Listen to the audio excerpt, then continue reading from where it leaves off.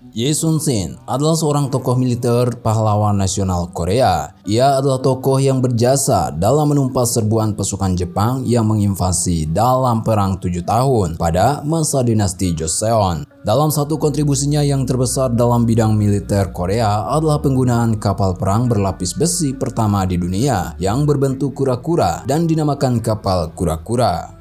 Sampai sekarang Yi dianggap sebagai seorang pahlawan bangsa Korea yang terbesar dikarenakan kesetiaan, taktik, dan kegigihannya dalam berperang. Ye Sun-shin wafat dalam usia 54 tahun pada tahun 1598 tepat setelah kemenangannya dalam akhir Perang 7 Tahun. Dalam 7 tahun masa perang itu, Ye Sun-shin memenangkan sebanyak 23 kali pertempuran di laut tanpa kekalahan. Ia diberi gelar pahlawan kesetiaan dan pengabdian. Bagaimana Ye Sun-shin menjadi seperti yang kita kenal saat ini? Untuk itu kita akan bahas lebih dalam lagi.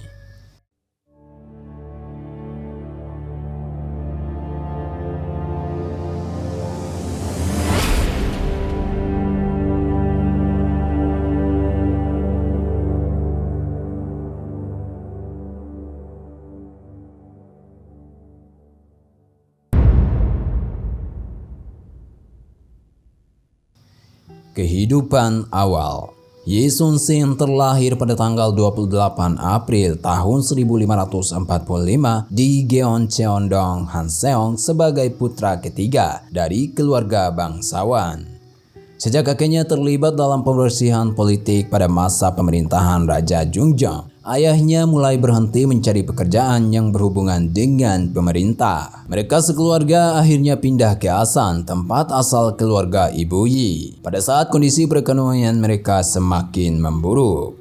Layaknya anak bangsawan pada masa itu, Ye Sun-shin dididik dalam ajaran-ajaran Konghucu sejak kecil. Ia menikah pada usia 21 tahun dan dikaruniai 3 orang putra dan 1 orang putri.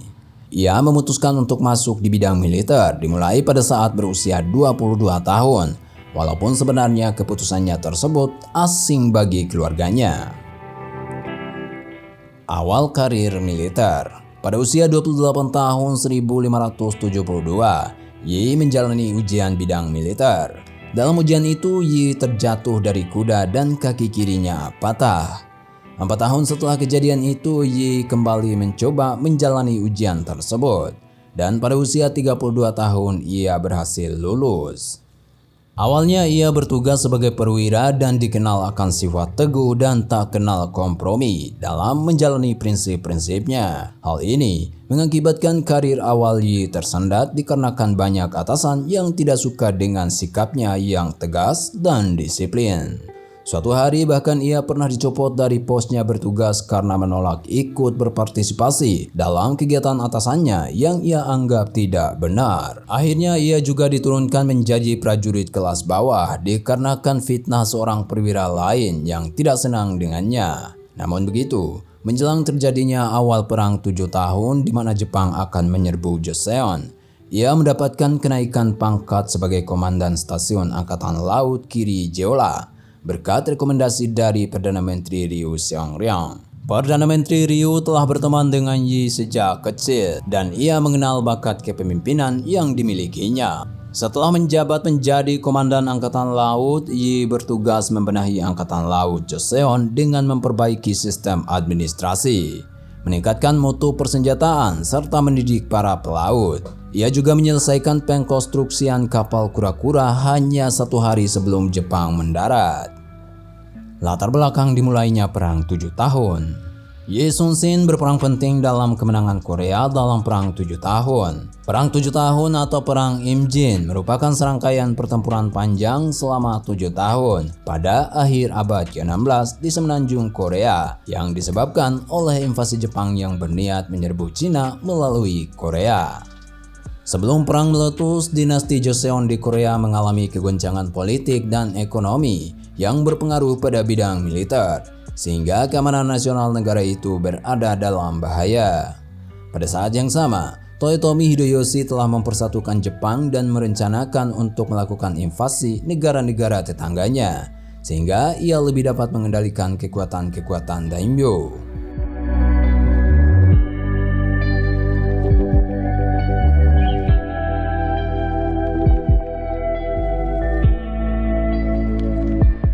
Pertama-tama ia meminta izin kepada Joseon untuk memberi jalur untuk pergerakan tentaranya ke dinasti Ming. Istana Joseon menolak niat Jepang dan mengacuhkan kemungkinan perang. Saat niatnya ditolak Joseon, Toyotomi Hideyoshi menginvasi dengan kekuatan 160.000 tentara pada bulan April 1592. Joseon tidak mampu menangkis serangan awal dan mengalami kekalahan besar. Daerah pertahanan di bagian selatan direbut dalam waktu beberapa hari saja, dan pasukan Jepang bergerak ke utara tanpa mengalami kesulitan sama sekali. Karena bahaya telah mendekat ke ibu kota, keluarga kerajaan mengungsi ke tempat yang lebih aman di wilayah utara. Setelah 2 bulan, seluruh negeri Joseon berada dalam tangan Jepang. Perang dalam Angkatan Laut dan Perang di Laut. Ye Sun-shin memimpin Angkatan Laut yang mengamankan wilayah perairan untuk memutus jalur persediaan dan komunikasi tentara Jepang. Kapal-kapal Jepang menggunakan jalur laut di perairan barat dan timur semenanjung Korea untuk menyalurkan persediaan perang kepada para pasukan yang berada di daratan. Dengan keunggulan pasukan Ye Sun-shin, semua kapal Jepang di perairan Korea berhasil dikalahkan. Beberapa pertempuran di laut benar-benar menentukan keberhasilan pasukan Korea atas Jepang, antara lain pertempuran Hansan, pertempuran Myeongyang, dan pertempuran Noryang. Pertempuran Hansan dan kenaikan pangkat.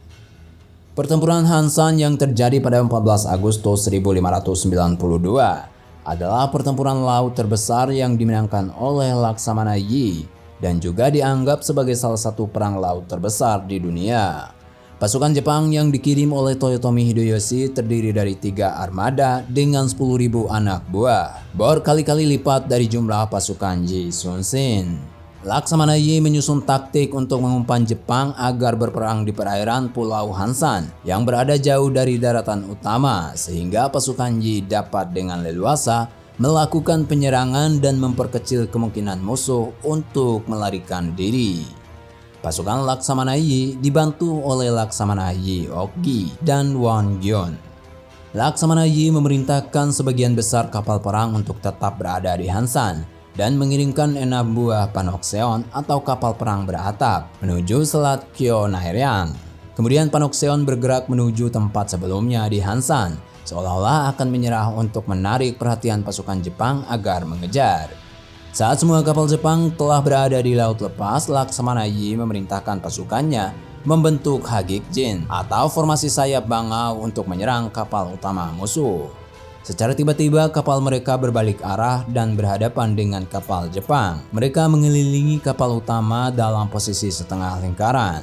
Gerakan ini menjebak Jepang dengan sedikit ruang untuk bergerak dan dengan segera menghantam dengan meriam dan panah api. Sisa-sisa kapal Jepang yang selamat melarikan diri. Sebanyak 47 buah kapal musuh ditenggelamkan dan 12 lainnya ditawan, menyisakan 14 dari keseluruhan 73 buah kapal dan 1.000 dari 10.000 orang. Kemenangan pasukan Yi di laut membuat penyerbu di daratan terisolasi dari bantuan negerinya. Tak lama setelah perang, Pyongyang berhasil direbut kembali atas bantuan pasukan Ming. 2 bulan setelah itu, ibu kota juga berhasil direbut. Dalam bentuk penghargaan akan jasa besarnya, Yi dianugerahi kedudukan sebagai Tongjesa, pangkat tertinggi dalam Angkatan Laut Joseon. Kini ia memimpin Angkatan Laut 3 provinsi. Konspirasi mata-mata Jepang dan pencopotan jabatan. Pada bulan Desember 1596 saat negosiasi antara Ming dan Jepang gagal, Toyotomi Hideyoshi memperbarui rencana penyerbuan ke Korea. Sementara itu, Laksamana Yi sedang mendapat masalah dikarenakan tuduhan Jenderal Won-gyun dan mata-mata Jepang bernama Yoshida. Won-gyun yang selalu iri karena Ye Sun-shin selalu memiliki kedudukan lebih tinggi daripada dirinya, tidak hanya sering dengan sengaja mengabaikan perintah Yi, tetapi juga mulai memberikan laporan palsu kepada raja tentang keadaan angkatan laut dan hasil peperangan untuk menjelek-jelekan Ye Sun-shin. Hal itu menimbulkan spekulasi di istana. Pihak Jepang menyadari keberadaan Ye Sun-shin akan menggagalkan tujuan mereka sehingga ia harus disingkirkan terlebih dahulu dengan cara membuat raja tidak menyukainya. Mereka mengirimkan seorang mata-mata bernama Yoshira ke dalam sebuah pangkalan militer yang dipimpin Jenderal Kim Eung-soo dan menawarkan jasa sebagai seorang mata-mata untuk membocorkan informasi penting bagi Joseon. Ia melaporkan bahwa kedatangan Jenderal Kato Kiyomasa yang sudah tak lama lagi. Namun Yoshira meminta agar Tong Jessa atau Yi Sun-shin yang menghadapi armada Jepang itu. Jenderal Kim percaya pada apa yang disampaikan Yoshira dan memohon kepada Raja Seonjo untuk mengirimkan Laksamana Yi Sun-shin menghadapi kedatangan musuh. Raja memerintahkan Yi dan pasukannya untuk bergerak. Namun Laksamana Yi menolak permintaan Raja karena mengetahui bahwa lokasi di mana ia diperintahkan untuk berperang sangat berbahaya karena dipenuhi gosong karang dan kemungkinan akan mengalami kekalahan. Saat perintahnya ditolak, Raja Seonjo marah besar dan menganggap Laksamana Yi congkak. Yi kemudian dipenjara di ibu kota dan mendapatkan siksaan. Raja menginginkannya agar dihukum mati, tetapi para pendukung Yi di istana memohon untuk membebaskannya dengan alasan pada masa lalu jasanya sangat besar bagi negara. Lolos dari hukuman mati, Yi dicopot dari jabatan Tong Jessa dan menjadi prajurit bawahan. Won Gyun merasa senang karena naik pangkat menjadi Tong Jessa menggantikan Yi Sun-shin. Namun Won Gyun tidak cakap mengendalikan masalah-masalah bahari dan bersikap acuh terhadap pekerjaan mengelola angkatan laut. Sementara itu Yoshira masih terus mempengaruhi Jenderal Kim Eung-soo untuk mengirimkan pasukan menghadapi armada Jepang yang ia kabarkan sudah tiba di Korea. Setelah perintah diberikan, Won Gyun mulai mengerahkan kapal perang. Hasilnya sangat buruk karena ia tidak bisa mengendalikan jalannya kapal sehingga armada Jepang menang. Karena panik, Won Gyun melarikan diri ke darat dan sampai di sana ia dibunuh oleh pasukan Jepang yang telah menunggunya. Kekalahan ini adalah kehancuran armada laut satu-satunya dalam pertempuran laut perang 7 tahun. Dari 134 kapal perang yang dikerahkan, hanya 12 kapal yang selamat di bawah kendali Komandan Baisul. Pertempuran Myeongyang. Mendengar kekalahan Won Gyun, Raja menyesali keputusannya dan kembali mengangkat Yi Sun-shin menjadi Tong Jessa. Walau telah mengalami perlakuan buruk dan bahkan bersedih karena baru-baru itu ibunya meninggal dunia, Yi Sun-shin pun menerima penugasan itu dengan siap. Yi melakukan perjalanan di Provinsi Jeolla untuk mengumpulkan kapal, pengungsi, dan senjata yang tersisa sebelum menghadapi musuh.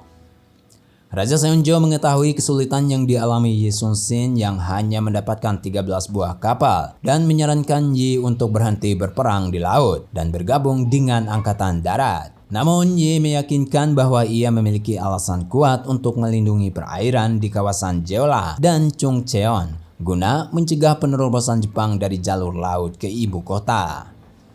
Dengan kondisi terjepit karena pasukan musuh berjumlah besar, pasukan Yi Sun-shin memutuskan untuk bergerak ke Selat Myeongyang. Myeongyang adalah selat yang harus dilewati musuh untuk mencapai ibu kota. Daerah ini memiliki arus paling deras di semenanjung Korea yang mencapai 18 km per jam, dikarenakan aliran dari laut lepas terdorong ke dalam selat yang sempit. Di selat ini, Yi Sun-shin memasang jebakan bawah air berupa kawat besi yang dapat diputar menggunakan kapstan, sejenis as roda yang digunakan di kapal. Hal itu untuk menggoyahkan dan membuat mereka saling bertabrakan pada saat arus deras terjadi. Kapal Joseon mempunyai dasar berbentuk datar dan dangkal, sementara kapal Jepang berdasar tajam dan dalam yang akan tersangkut jebakan yang dipasang di bawah air. Pada tanggal 16 September 1597, armada Jepang tiba dengan 330 kapal. Ke-13 kapal Laksamana Yi menghadapi musuh dengan menggunakan formasi Iljagen atau formasi satu garis. Iljagen adalah salah satu bentuk formasi yang paling sederhana, terdiri atas sekelompok kapal yang berbaris satu-satu dengan haluan menghadap ke arah musuh. Walau begitu, armada Laksamana Yi tidak bisa dengan bebas melakukan gerakan yang lebih bervariasi karena jumlah musuh terlalu banyak. Berkat sempitnya Selat Myeongyang, hanya 130 kapal Jepang yang dapat masuk. Dalam waktu sebentar mereka sudah mengelilingi pasukan Yi. Para kapten kapal dan Laksamana Yi maju menyerang ke gerombolan musuh sendirian dengan menembakkan panah dan meriam. Tiba-tiba di dekat kapal Laksamana Yi terlihat mengapung mayat musuh yang ternyata adalah Matashi Kurushima, jenderal pasukan Jepang. Mayat itu ditarik dan kepalanya dipenggal lalu dipajang ke arah musuh untuk menyerang psikologis lawan. Pada saat itu arus mulai menjadi deras karena alaminya mengalami pergantian arah setiap 3 jam sekali. Kekuatan aliran mulai menggoyahkan kapal-kapal Jepang dan merusak posisi mereka. Pasukan Yi mengencangkan kawat besi di bawah air dengan memutar kapstan. Lambung kapal mereka mulai tersangkut dan mulai bertabrakan satu sama lain. Sementara pasukan Yi terus menggempur. Dari 130 kapal Jepang yang masuk ke Selat Myeongyang, 31 kapal tenggelam dan 90 rusak parah. Dan tak satu pun kapal pihak Laksamana Yi kalah. Dalam buku hariannya, Laksamana Yi mencatat bahwa ia bersyukur atas kemenangan yang ia anggap sebagai mukjizat. Pertempuran Noryang dan akhir hayat. Invasi kedua Jepang yang terjadi pada tahun 1597 sekali lagi dapat dipatahkan oleh kekuatan pasukan Laksamana Yi di laut. Bantuan Cina juga berperan besar dalam menentukan akhir perang. Selain pesan Hideyoshi pada bulan Agustus tahun berikutnya yang memerintahkan untuk menarik semua pasukan Jepang dari Korea. Pada pertempuran ini Laksamana Yi menghadang kepulangan Jepang dengan bantuan Angkatan Laut Ming yang dipimpin Chen Lin. Dalam pertempuran tahap awal, armada Jepang dipukul mundur dengan 50 buah kapal dihancurkan, sehingga mereka melarikan diri ke Kwanneompo. Namun telah dijebak pada tiap sisi, karena tak ada pilihan lain mereka berbalik dan melawan. Mereka mengincar kapal utama yang dikemudikan Laksamana Yi. Baik Yi dan Chen Lin berkali-kali dalam bahaya karena hampir terkurung, namun keduanya berhasil menghindar. Saat sedang meneriakan perintah maju, Laksamana Yi tertembus peluru dari kapal musuh dan terluka parah. Ia meminta anak buahnya menutupi tubuhnya dengan perisai dan merahasiakan kematiannya dari pasukan lain agar mereka tidak terkejut.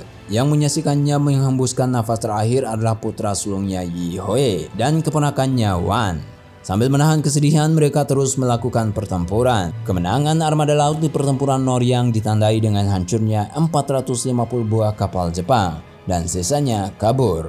Perang ini menandakan akhir dari perang 7 tahun. Pada zaman modern, banyak tokoh-tokoh militer di berbagai negara di luar Korea mengetahui Yi Sun-shin dan mengagumi kepewaiannya dalam menggunakan taktik untuk berperang. Yi Sun-shin dengan keberaniannya yang legendaris dan dedikasinya yang tak tergoyahkan terhadap tanah airnya telah meninggalkan jejak yang abadi dalam sejarah Korea. Dari pertempuran epiknya melawan armada Jepang hingga tentang kapal kura-kura yang menjadi bagian paling terkenal dari armada Laksamana Yi. Warisannya terus menginspirasi dan menggerakkan semangat patriotisme dan kepemimpinan di seluruh negeri. Kisahnya yang tak terlupakan adalah pengingat bagi kita semua akan kekuatan keberanian, tekad, dan pengabdian yang bisa mengubah aliran sejarah sebagai pahlawan yang dihormati dan diabadikan.